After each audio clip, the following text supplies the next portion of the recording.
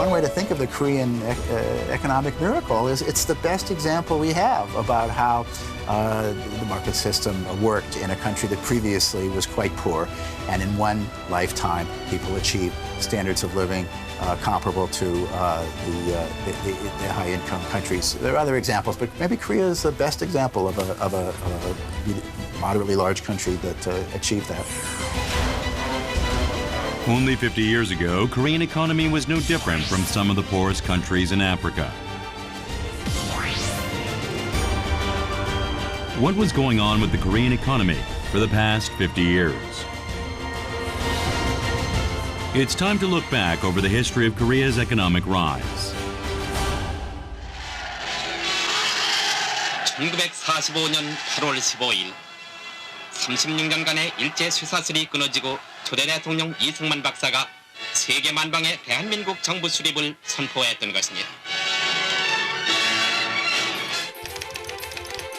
In 3 years after being liberated, 15th August 1948, the government of the Republic of Korea was established. A member of the Western Bloc of nations, an advocate of liberal democracy and free markets. The late 1940s, the Cold War had just begun. The majority of newly independent states are communist states that deny rights to private property or have economies dominated by the state. They generally sought to sever or at least minimize trade with the advanced capitalist world. Because South Korea chose the free market system, it was able to enjoy the benefits of easy access to advanced Western civilization and technology. The choice of free markets also encouraged a spirit of self-help. Miners and nurses sent to Germany, engineers sent to South Vietnam, construction workers sent to Middle East, all examples of Koreans working hard for themselves and their families. Thus, South Korea's choice of economic system was a great decision. But it all began with South Korea being so poor that it could not be self-reliant.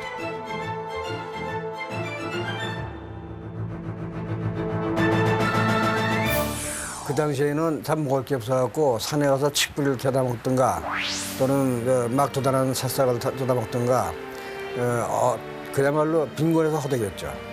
하루 3끼 먹는다는 건 호사스러운 거고 하루에 한두 끼를 잡는 게 태반이었고 말라서 칼퀴같이 양상한 손을 벌리며 외마디 절기로 부르짖었던 할로 기부미 신트림 나는 입으로 소리쳤던 할로 기부미. South Korea was reliant on international aid for its continued existence following the end of the Korean War. In 1945 to 61 period, the United States provided a colossal $3.1 billion of aid, which was used to rebuild facilities destroyed in war and reconstruct the economy. A cornerstone of this, consumer goods, the three whites, flour, sugar, and cotton, flour milling, sugar refining, and weaving industry developed. Thus, from 1954 to 1960, the South Korean economy grew 4.9% per year. However, South Korea could not rely on aid forever.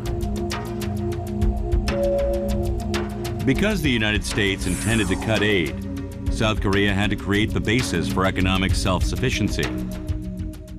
In the late 1950s, USAID requested that the South Korean government draw up a plan for long-term economic development.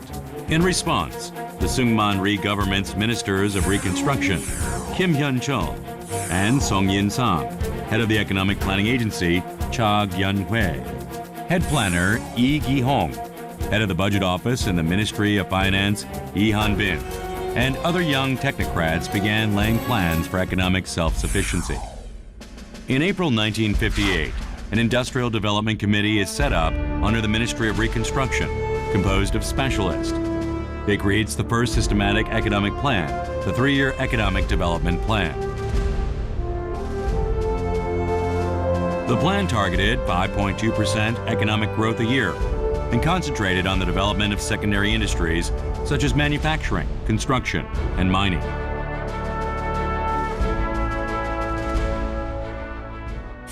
The plan was announced in April 1960, but the 19th April Revolution broke out soon after. And with the collapse of the Rhee government, the plan was scrapped. The Democratic Party government that took power also made economic development its overriding mission. With reference to the 3-year plan, they set out their own 5-year plan. However, this plan too came to nothing with the 16th May military coup.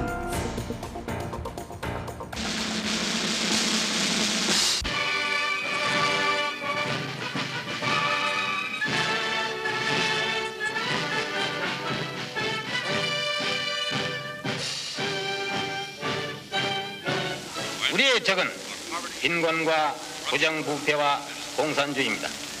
나는 이것을 우리의 3대 공적으로 생각합니다.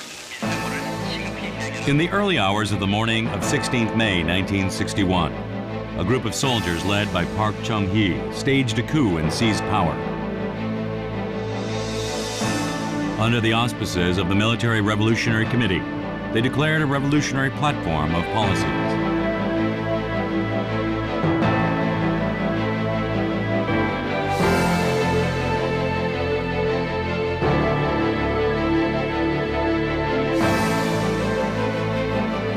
End the despair and hunger of the people and mobilize all energies in the construction of a self-sufficient economy.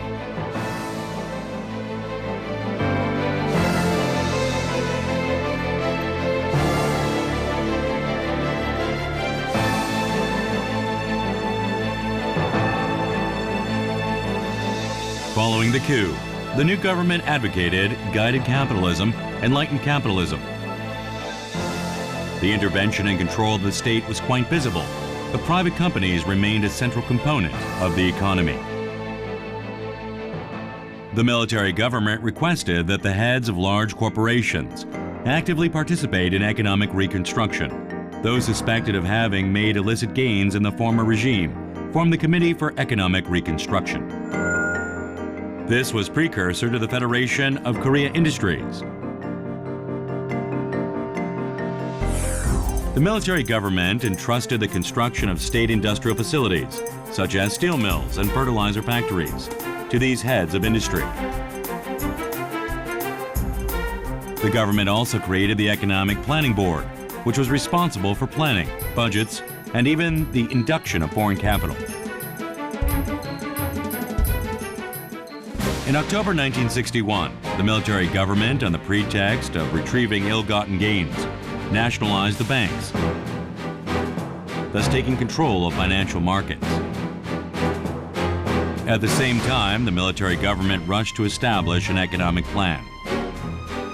January 1962, the first 5-year plan unveiled. Annual growth target of 7.1%. The plan promised to double national income in 10 years, in imitation of an income doubling program that the Japanese had begun pursuing. Given the 2.3% annual growth rates of the previous 3 years, such plans appeared rather overly ambitious. A policy aimed at mobilizing domestic capital was set out in June in order to realize the economic plan. A currency reform with an exchange rate of 10-to-1 designed to garner funds for industrial development was put in place. However, the anticipated large sums of old currency did not materialize, and the reform ended in failure. Getting funds from overseas also proved difficult. There was no ready source, and the country's credit rating was very low. Hence, there was no easy method to obtain foreign loans. The United States demanded that the target growth rate be lowered, and overly ambitious investment plans, like those for a combined steelworks, be canceled. So it was that first 5-year plan ended in failure. It had been, from the very beginning, an unrealistic plan that did not fit with the circumstances of the time. 군사 정권은 뭔가 혁명을 하고 난 다음에 무엇인가를 보여주기 위해서 상당히 높은 수준의 성장 목표를 추구를 했습니다. 그래서 7.1% 정도의 성장 목표를 추구를 했는데 내자라든가 외자라든가 모두 다 동원하기 상당히 어려운 상태에 빠지게 됩니다. 그래서 이제 다양한 방향을 모색하는 과정 속에서 64년 2월에는 이제 보완 계획을 마련하게 되는 것이죠. the government was forced either to change the plan to make it viable or find a new route to prosperity.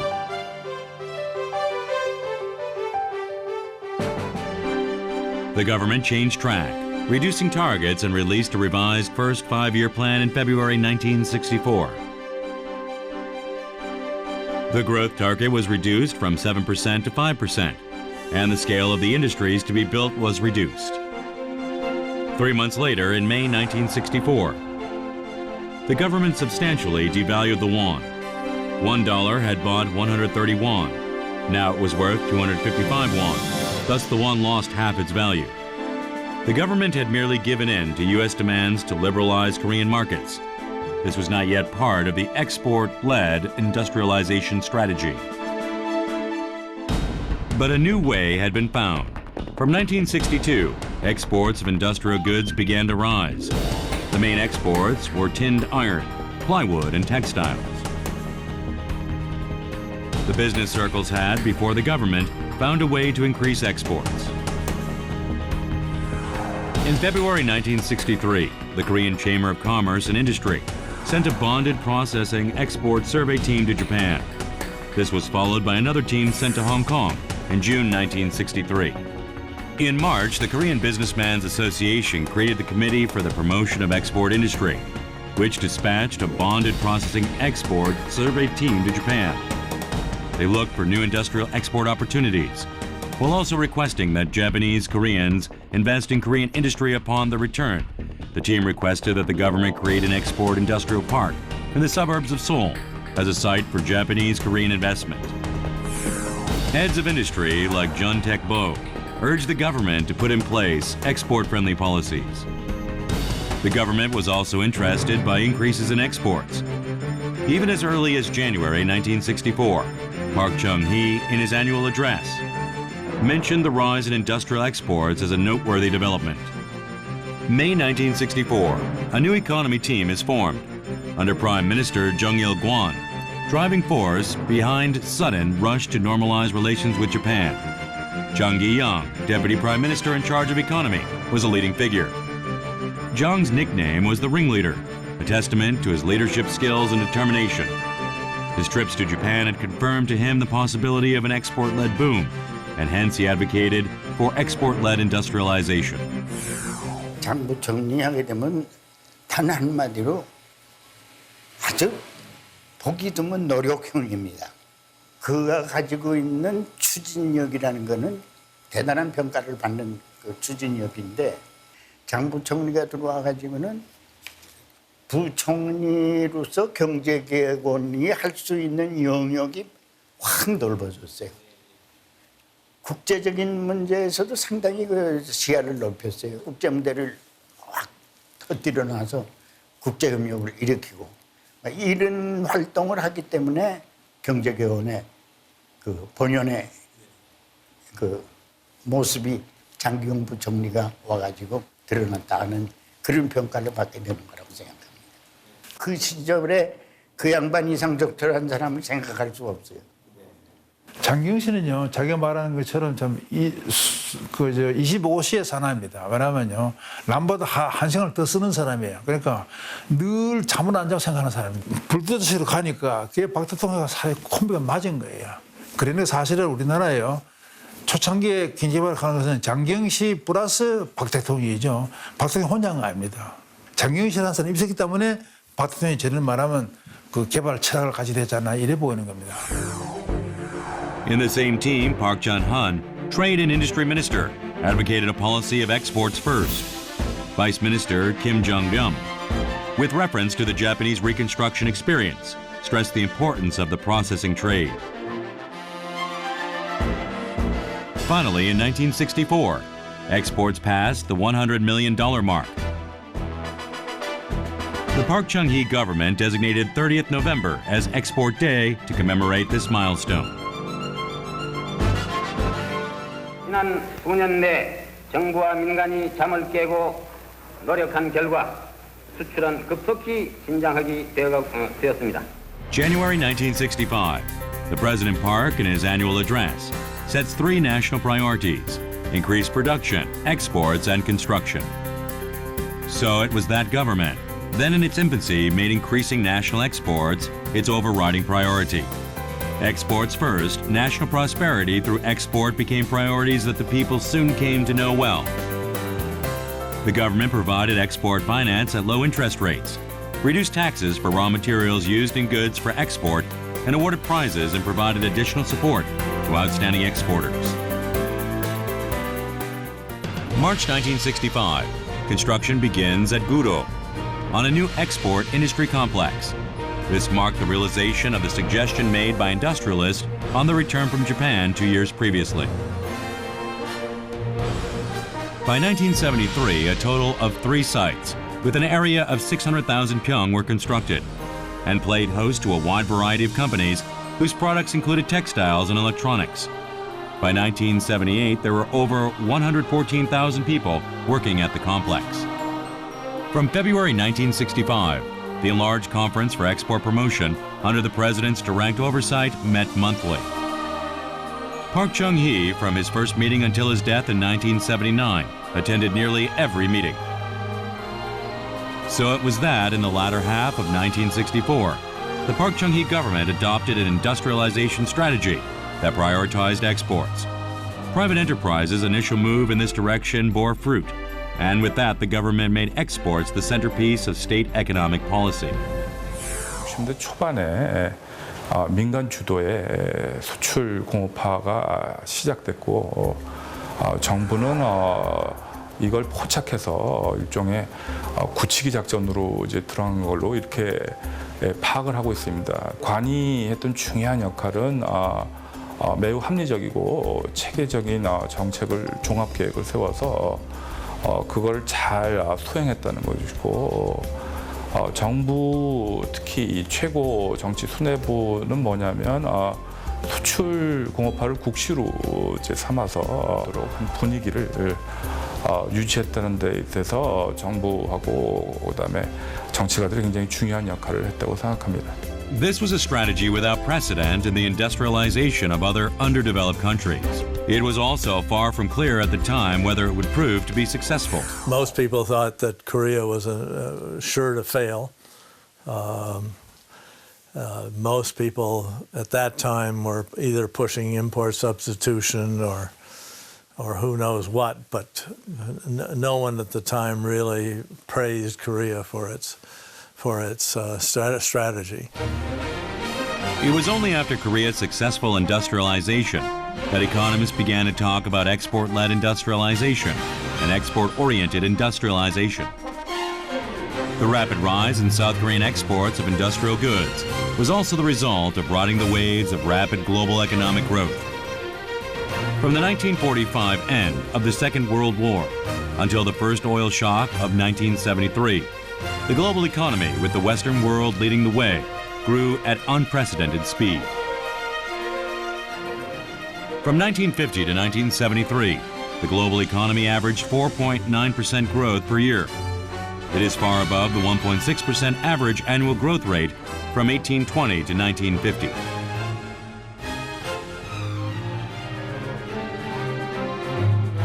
As incomes and wages grew in developed countries, it became difficult to maintain labor-intensive light industry. It was natural that simple light industry like textiles, toys, wigs, footwear, and electronics moved to developing countries. Developing nations with significant quantities of quality labor nurtured light industry, seizing the opportunity to export industrial goods to the developed world. South Korea, a country where the majority had received education, was just such a country. South Korea in the early 1960s was flooded with people educated but unemployed. Among those people, female high teenagers, docile, patient, and ready to sacrifice themselves for their families, in advance started to work in the factories of garments and wigs.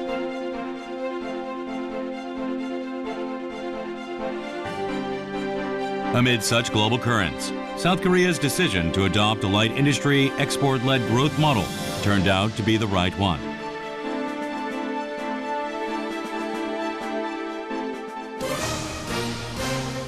The 1965 normalization of relations between South Korea and Japan was especially helpful in supporting this strategy. Japan was a country that had become an intermediary parts and capital goods of machinery exporting nation. As a result of heavy and chemical industrialization, South Korea began to get equipment and parts from Japan and began to process, assemble light industrial goods for export to advanced nations like America.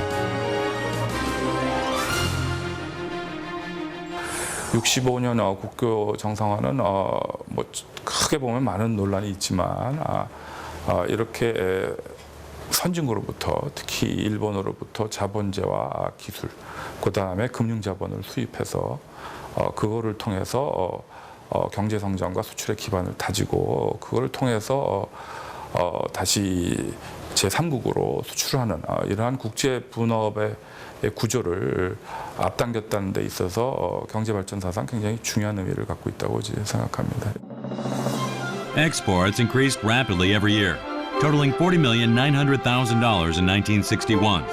By 1979, they totaled $15.1 billion US, a 368-fold increase. They rose annually by 40% on average, a staggering rate of increase. In the 1960s, clothing, plywood, and wigs, processed light industrial goods, and in the 1970s, textiles, electronics, shipbuilding were the principal export items.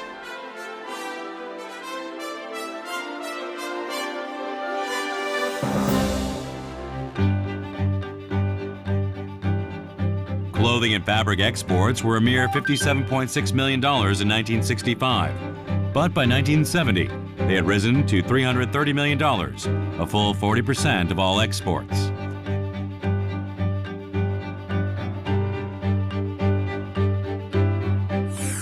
At first, it was unprocessed textiles and apparel that were exported. But soon, finished clothes became the major export. It was knit goods, in particular, that were central. Plywood, another export item, also a labor-intensive product to make. In high demand for reconstruction after the war, the lumber industry learned from Japanese plywood makers and energized the industry. Around 1970, plywood exports totaled over 10% of all exports. 우리가 뭐 자원도 없고 사람 그래도 그 교육받은 사람들이 있으니까 노동집약 산업을 한 거거든요. 이제 그거 중에 하나가 합판공업이라는 게 그래도 그 뿌리가 일본 시대 때 대성목재라고 좀 오늘 합판을 만들지 않지만 그 1930년대 일본 사람들이 만들었던 공장이고 1940년대에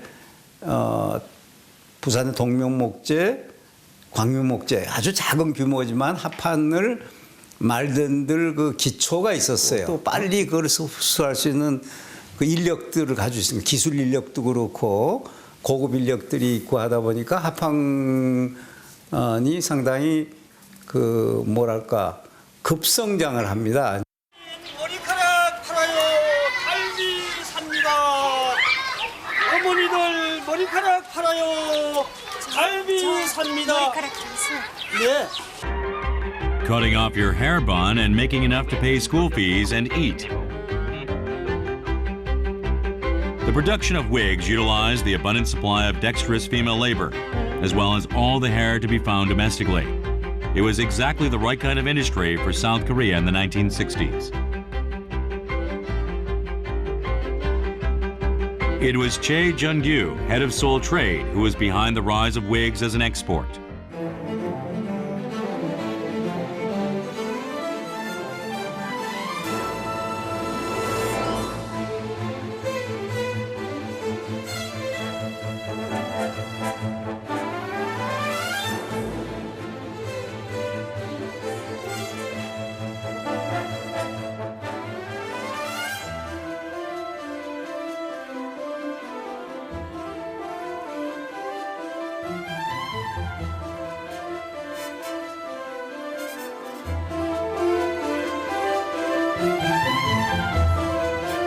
In these ways, luck also was important.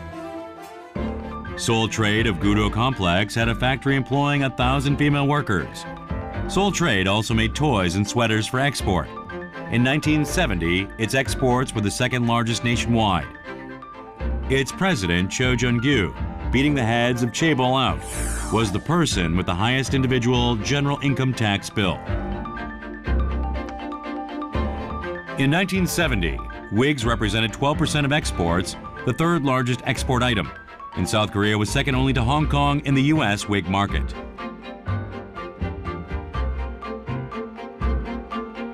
But with continued economic growth, South Korean wages began to rise, and with that, wig exports began to decline in the 1970s.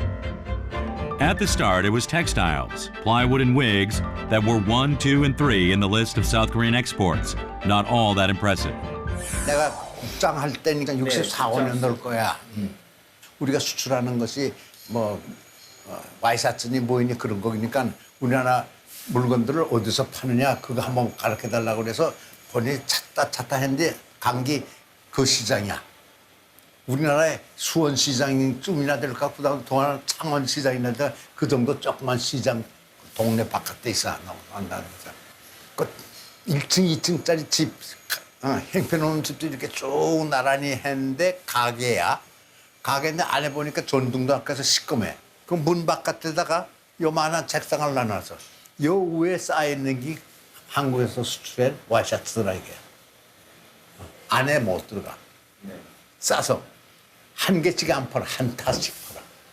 우린 그렇게 열심히 맹길어서 요공들이 맹기는 건데 말이지. 이렇게 푸대접을 받고 있는 이게. But it's with the export of such cheap, dull merchandise that industrialization begins. Textiles is where you start. So the first Korean product I got was a baseball glove. The good glove was very expensive to get in the United States, and all of a sudden you could get these very cheap gloves. They're sewn together by hand by some lady. She probably put a stack of leather, took it back to her house, and and they were well done. And that's what you do when you're just starting up. In the late 1960s, with the mobilization of South Korean soldiers, South Korean companies entered the freight and construction markets. Technicians sent to Vietnam totaled 105 in 1965. With the start of the Vietnam boom in 1966, the number rose to 15,571 by 1968. They were mainly crane engineers and truck drivers. The provision of military supplies, construction services, as well as the remittances of technicians and soldiers meant that in 1969, $187,300,000 was earned. This amounted to nearly 30% of all exports that year. The large freight company Hanjin Group grew rapidly through special contracts granted during the Vietnam War. At the time, Hanjin Trading took advantage of the Vietnam boom, making a total of $110 million in revenue from Vietnam, including $26,700,000 in shipping and transportation services in 1968, growing into a large company. The smooth export of light industrial product was possible thanks to cheap and quality labor. In 1966, Korean workers were paid only half of what the workers in the Philippines, Thailand, and Taiwan got.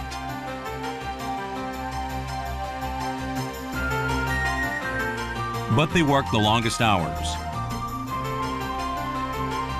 In late 1960s, developed country and Southeast Asian workers worked 45 hours a week on average. In South Korea, the average was 55 hours.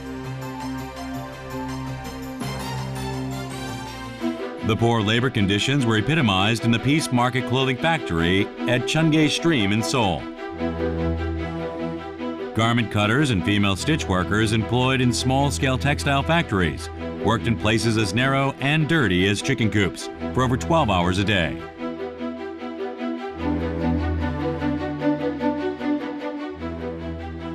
Thus, on 13th November 1970, a 22-year-old garment cutter named Jun Tae-il, who worked at the Peace Market, set himself on fire and demanded that the labor laws be respected.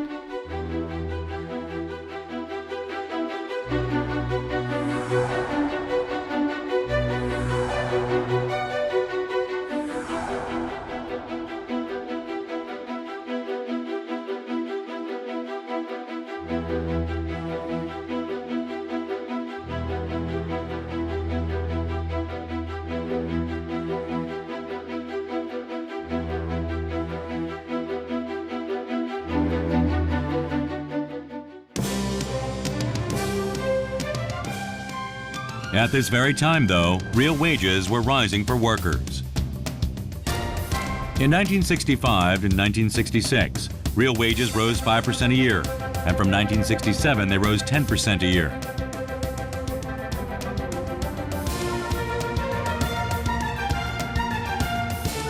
This was thanks to the economy moving into high-skilled technical industries.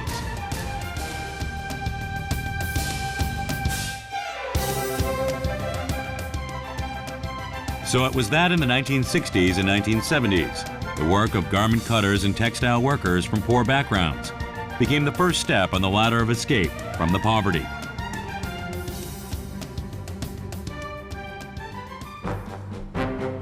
The expansion of light industry brought development in other related industries.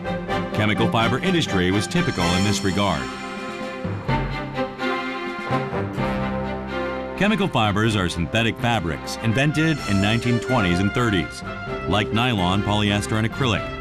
Nylon was similar to silk, polyester to cotton, and acrylic to wool. From the late 1950s, stretch processing import companies processed nylon to make socks and other textiles, becoming popular. Seeing an opportunity, a businessman built a nylon factory. Soon, acrylic and polyester factories were also built.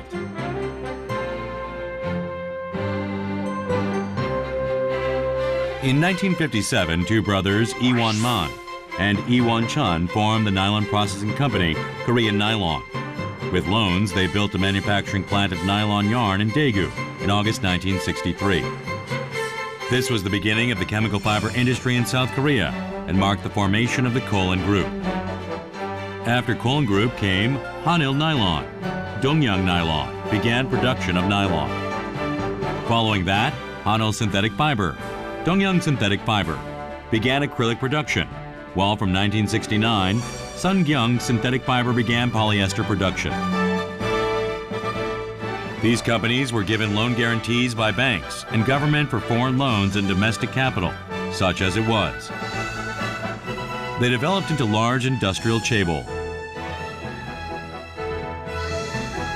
초기에는 국내에서 수입하던 것을 국내 생산으로 대체한다라고 하는 그런 목표를 가지고서 화학 섬유에 대한 정책들이 시작되었다고 볼 수 있습니다. 규모를 늘릴 필요가 있었는데요. 그래서 이제 초기에는 수입 대체로 시작했지만 규모를 늘리는 과정에서 그 늘렸던 그 규모 자체가 국내의 내수 수요를 충족하고 그걸 넘어서는 그런 일이 벌어지게 됩니다. 그러면 초과되는 부분을 어떻게 처리할 것인가 하는 것이 중요한 이슈가 되었기 때문에 화학 섬유의 생산 자체가 새로운 형태로 새로운 걸로 변화되는 그런 계기가 마련되었다고 볼 수 있습니다.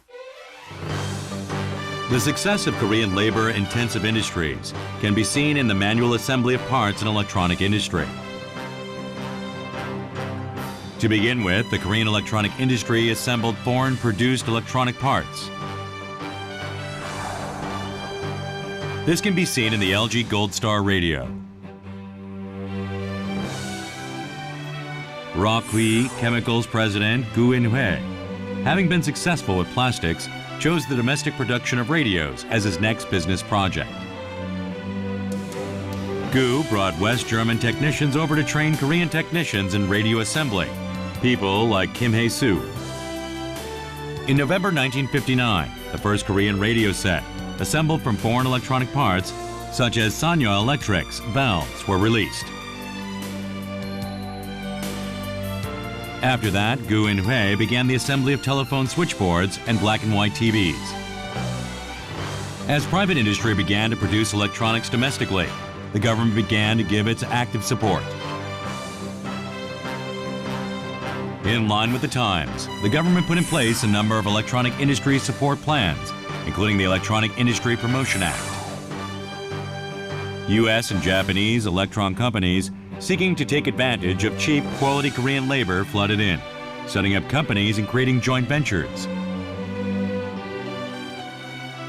Korean companies also began to enter the industry. The largest Korean corporation, Samsung, began to produce TVs and values exclusively for export.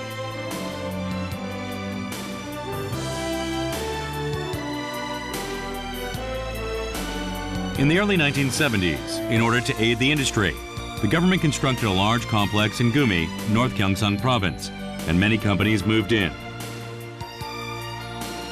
As a result, electronic industrial production began to rapidly increase. In the early stages, production centered on parts like condensers and transistors. Later, production transitioned to finish home appliances like black and white TVs and video recording equipment. The Masan Free Trade Zone, to a certain extent, epitomized the features of the Korean economy's assembly processing. In 1970, the government created the Masan FTZ with a variety of tax incentives and relaxed regulations with respect to foreign currency. The aim was to encourage foreign investment in high-end electronics and machines for export. In the 1970s, the Masan FTZ hosted 90 companies, mainly Japanese, that employed 30,000 workers, producing, by simple assembly, electronic, metal, and precision machine products. In 1979, exports from the FTZ totaled $600 million, 4% of South Korea's total exports. 실제로 이제 마산수출자유지역을 초기에 구상했을 당시에 정부의 머릿속에서는 정책 속에서는 가능하면 우수한 기업들을 많이 유치해서 국내 고용도 증가시키고 국내 산업 구조 발전에도 이바지할 것이다라고 기대를 했지만 막상 실제로 마산수출자유지역을 만들어서 운영해 보니까 투자했던 대부분의 기업들이 일본 기업들이었습니다. 그리고 대부분의 기업들이 일본에서는 사용화되고 있는 그런 업종들이 많았고요. 정부가 기대했던 그런 성과는 많이 나타나지 않았다고 볼 수 있습니다. From the 1970s onward, exports increased also dramatically. In 1971, exports hit the $1 billion mark. By 1977, they exceeded $10 billion. And by 1988, they had passed $60 billion. The major driving force behind export growth at this point was the heavy chemical industrialization policy set up by the government and the resultant heavy chemical industrial produce. By 1988, the number one export was fiber and clothing.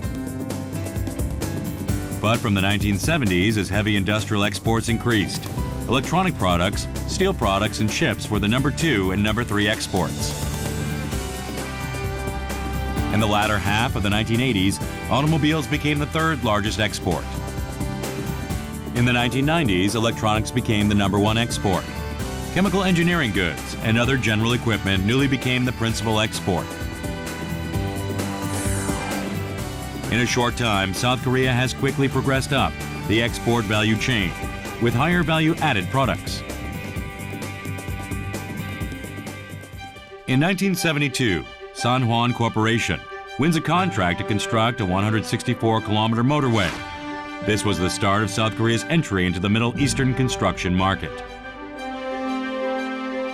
As with the first oil shock in late 1973, the price of importing oil increased rapidly and the trade deficit deteriorated.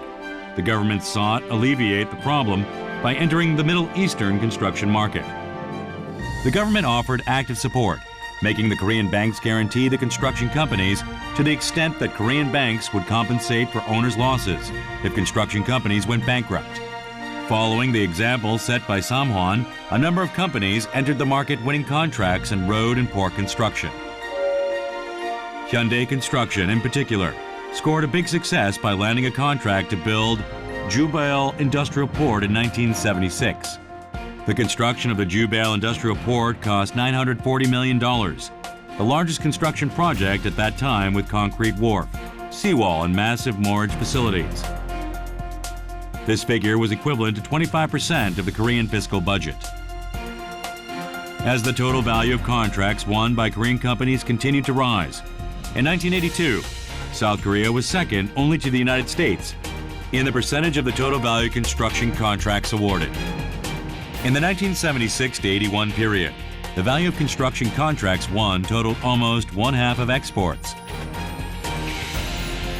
Thus, the construction boom played a crucial role in overcoming the oil shock.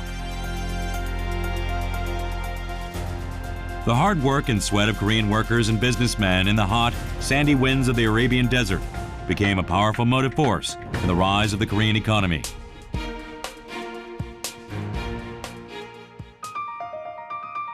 From ramen to missiles, From toothpicks to satellites, the slogan of the General Trading Company, the company that trades in everything. The General Trade Company is a kind of organization only to be found in Japan and South Korea. In 1975, companies with exports in excess of 2% of total exports were designated General Trading Companies. The first company to achieve such status was Samsung C&T, followed by Ssangyong, Daewoo Industries, and International Trade. In 1976, they were followed by Koryo Trade, Hyoseong C&T, Peninsula Trade, Sungyang, Samhwa, and Gumo Industries.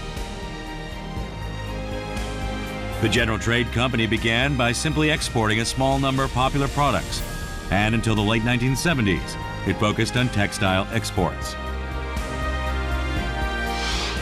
In the 1990s, utilizing operational, informational, and financial capacity, they expanded into project-based operations, each with their own institutional structure, supply chains, and modus operandi. At last, by the mid-1990s, General Trading Company exports totaled 50% of the entire export. They had become the driving force behind Korean exports. Over the last half-century, as exports increased, imports did too. Doubts were raised over the continued viability of Korea's trade deficit and Korea's overall growth strategy. However, with the growth of exports, the Korean economy gradually found balance. The ratio of exports to imports means how exports can be made to cover the cost of all imports. The ratio indicates the level of self-sufficiency. The number continued to rise as Korea developed.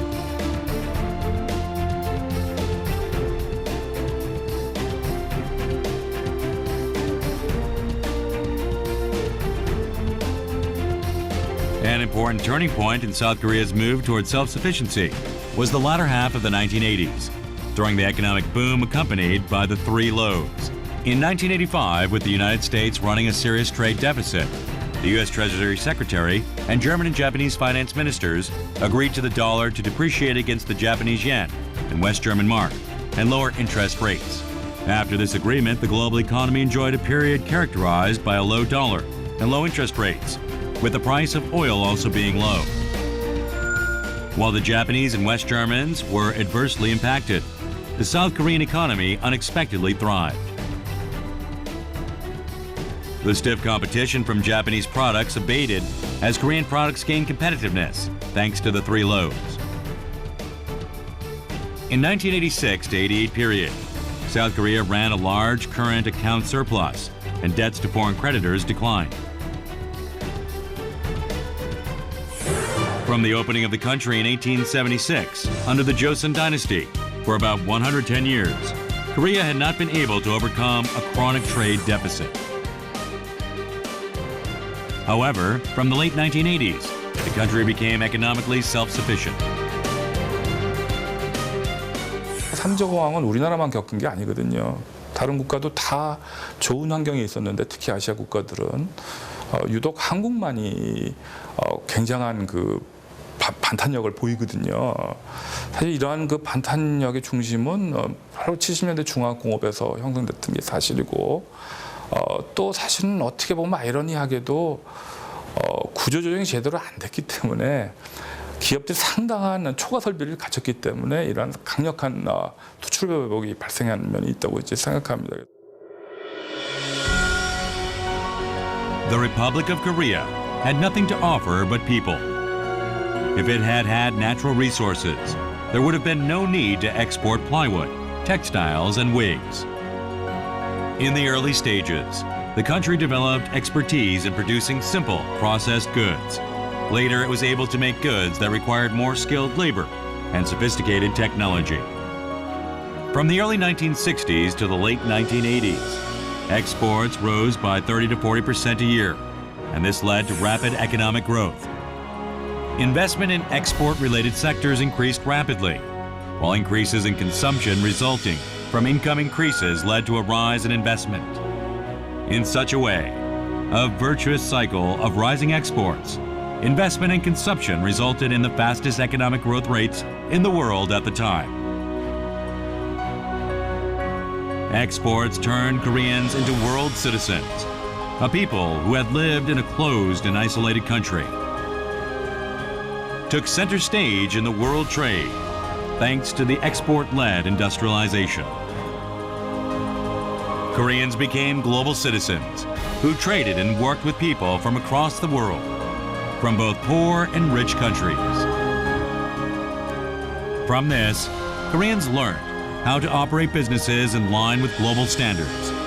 Korean business, by continuing to improve the quality of their operations, can continue to advance the Korean economy.